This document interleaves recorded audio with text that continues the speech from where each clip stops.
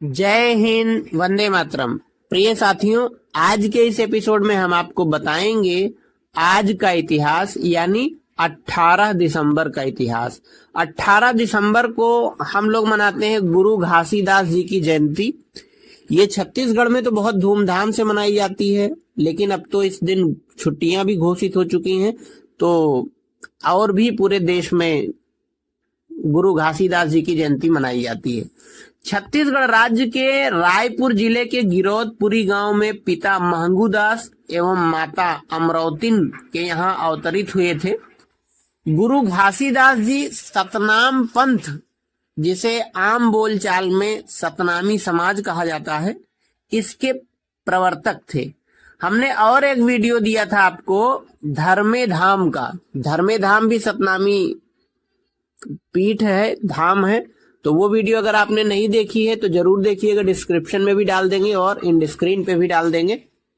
गुरुजी भंडारपुरी में जहां अपने पंथ स्थल को, संत समाज को प्रमाणित सत्य के साथ दिया था, वहां गुरुजी के वंशज आज भी निवास करते हैं। उन्होंने अपने समय की सामाजिक आर्थिक विषमता, शोषण और जातिवाद को समाप्त करके मानो एक समान का संदेश दिया। इनसे समाज के लोग बहुत ही प्रभावित थे। आपका जन्म हुआ था 18 दिसंबर 1756 को गिरौदपुरी, छत्तीसगढ़, भारत में, और आपका कार्यकाल रहा है 1756 से लेके 1850 तक। आपके उत्तराधिकारी गुरु बालकदास जी थे, जिसका पिछली जो धर्मे धाम वाली वीडियो थी उसमें हमने उल्लेख किया है। धर्म आपका हिंदू था। जीवन साथी आपकी थी सफुरा माता, और बच्चे सहोदरा माता, गुरु अमरदास और गुरु बालकदास, ये बच्चे थे। 3 बच्चे थे, सहोदरा माता, गुरु अमरदास और गुरु बालकदास जी का तो हमने पिछले वीडियो में जो धर्मे धाम वाली थी उसमें जिक्र ही किया था। माता पिता महंगूदास और माता अमरौतिन थी। सन 1662 में वर्तमान हरियाणा के नारनौल नामक स्थान पर साध बीरभान और जोगीदास नामक 2 भाइयों ने सतनामी साध मत का प्रचार किया था। सतनामी साध मत के अनुयायी किसी भी मनुष्य के सामने नहीं झुकने के सिद्धांत को मानते थे। वे सम्मान करते थे, लेकिन किसी के सामने झुककर नहीं। एक बार एक किसान ने तत्कालीन मुगल बादशाह औरंगजेब के कारिंदे को झुककर सलाम नहीं किया, तो उसने इसको अपना अपमान मानते हुए उस पर लाठी से प्रहार किया, जिसके प्रत्युत्तर में उस सतनामी साधु ने भी उस कारिंदे को लाठी से पीट दिया। यह विवाद यही खत्म ना होकर तूल पकड़ते गया और धीरे धीरे मुगल बादशाह औरंगजेब तक पहुंच गया कि सतनामियों ने बगावत कर दी है। यहीं से औरंगजेब और सतनामियों का ऐतिहासिक युद्ध हुआ था, जिसका नेतृत्व सतनामी साधु बीरभान और साधु जोगीदास ने किया था। युद्ध कई दिनों तक चला, जिसमें शाही फौज निहत्थे सतनामी समूह से मात खाती चली गई थी। शाही फौज में ये बात भी फैल गई कि सतनामी समूह कोई जादू टोना करके शाही फौज को हरा रहे हैं। इसके लिए औरंगजेब ने अपने फौजियों को कुरान की आयतें लिखे ताबीज भी बंधवाए थे, लेकिन इसके बावजूद कोई फर्क नहीं पड़ा था।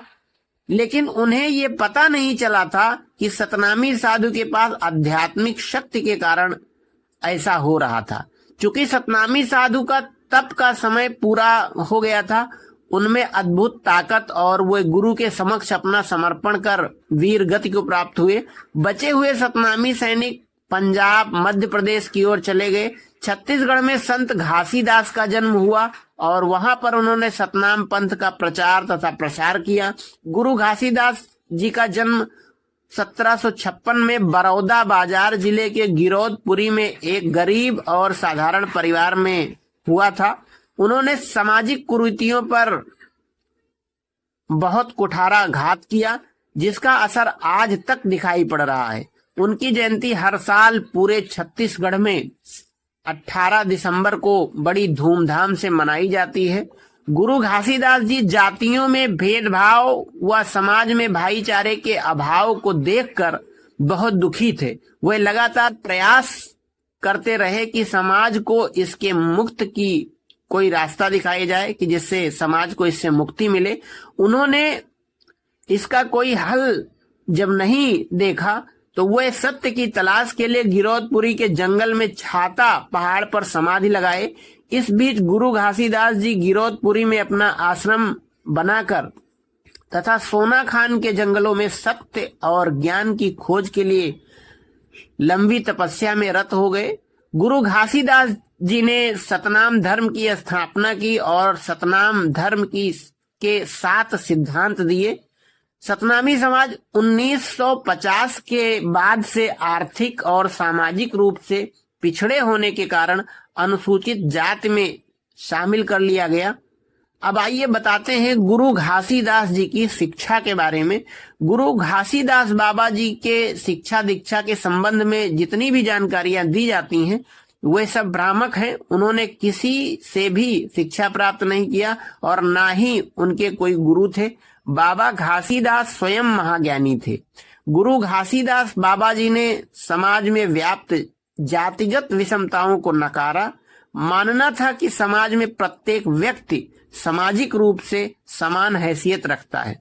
गुरु घासीदास जी पशुओं से भी प्रेम करने की सीख देते थे। वह उन पर क्रूरता पूर्वक व्यवहार करने के खिलाफ थे। सतनाम पंथ के अनुसार खेती के लिए गायों का इस्तेमाल नहीं किया जाना चाहिए। गुरु घासीदास जी के संदेशों का समाज के पिछड़े समुदाय में गहरा असर पड़ा। सन 1901 की जनगणना के अनुसार उस वक्त लगभग 4 लाख लोग सतनाम पंथ से जुड़ चुके थे और गुरु घासीदास के अनुयायी थे। छत्तीसगढ़ के प्रथम स्वतंत्रता संग्राम सेनानी वीर नारायण सिंह पर भी गुरु घासीदास जी के सिद्धांतों का गहरा प्रभाव था।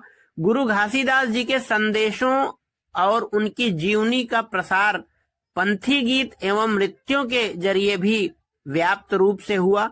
यह छत्तीसगढ़ की प्रख्यात लोक विधा भी मानी जाती है।